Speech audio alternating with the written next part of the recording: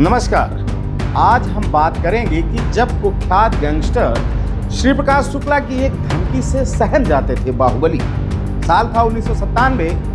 पूर्वांचल और बिहार की जमीन पर अपराध, राजनीति और ठेकेदारी का गठजोड़ अपने चरम पर था। गोरखपुर से निकला एक नाम धीरे धीरे पूरे पूर्वी उत्तर प्रदेश से लेकर बिहार और लखनऊ के सत्ता के गलियारों तक अपनी दहशत कायम कर चुका था। श्री प्रकाश शुक्ला रेलवे के ठेकों से लेकर सरकारी निर्माण और फिर शराब के कारोबार, श्री प्रकाश शुक्ला का प्रभाव लगातार बढ़ रहा था। उसकी ताकत सिर्फ बंदूक नहीं थी, बल्कि वह नेटवर्क था जिसमें अपराध, ठेकेदारी और राजनीति तीनों की परछाई दिखाई देती थी। समकालीन रिपोर्टों में भी यह दर्ज है कि श्री प्रकाश शुक्ला का टकराव उस दौर के मंत्री रघुराज प्रताप सिंह उर्फ राजा भैया से भी हुआ था और शुक्ला ने उन्हें प्रतापगढ़ के बाहर ठेके लेने से बचने की चेतावनी दे दी थी। लेकिन सवाल था, टकराव हुआ क्यों? कहानी जुड़ी थी ठेके और वर्चस्व से। उस दौर में प्रतापगढ़ और इलाहाबाद के शराब के ठेकों पर राजा भैया का मजबूत प्रभाव माना जाता था। दूसरी तरफ श्री प्रकाश शुक्ला का नेटवर्क इन इलाकों में अपना विस्तार कर रहा था।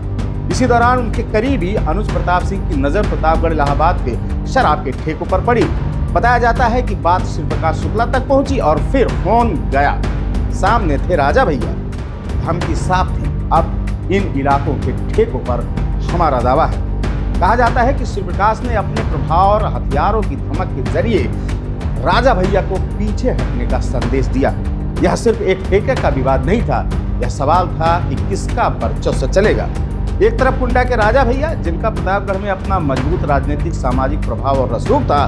दूसरी तरफ श्री प्रकाश शुक्ला, जिसका नाम उस समय अपराध की दुनिया में तेजी से खतरनाक नामों में शुमार हो रहा था। और दिलचस्प बात यह है कि उस समय श्री प्रकाश की उम्र महज 23 से 24 साल के आसपास थी। 1998 में जब पुलिस उसके खिलाफ विशेष अभियान तेज कर रही थी, तब तक वह उत्तर प्रदेश के सबसे वांछित अपराधियों में गिना जाने लगा था।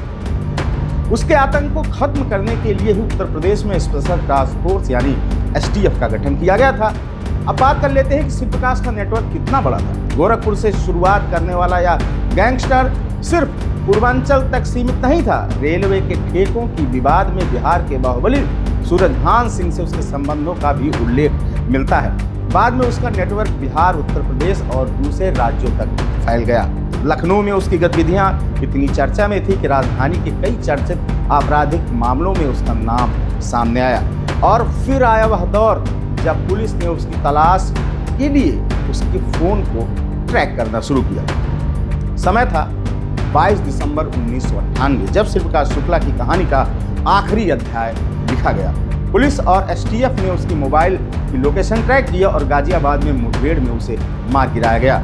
वह महज 24 साल का था, एक ऐसा अपराधी जिसने कुछ ही वर्षों में पूर्वांचल से लेकर बिहार और लखनऊ तक अपना नाम बना लिया था और जिसकी दहशत के किस्से आज भी उस दौर के अपराध के इतिहास का हिस्सा बताए जाते हैं। लेकिन राजा भैया वाला अध्याय आज भी एक सवाल छोड़ता है कि क्या यह सिर्फ ठेकों का विवाद था? क्या श्री प्रकाश शुक्ला और राजा भैया के बीच वास्तव में आमने सामने की टक्कर हुई थी? क्या उस दौर में राजनीतिक संरक्षण और अपराध के रिश्ते ने इस टकराव को और बड़ा बनाया?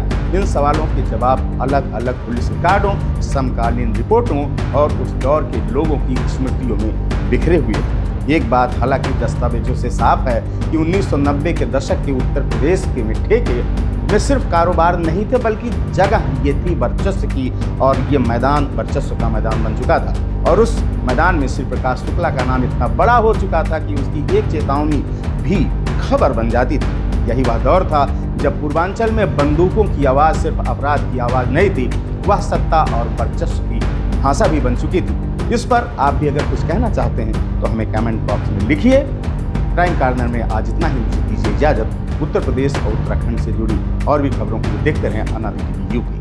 नमस्कार।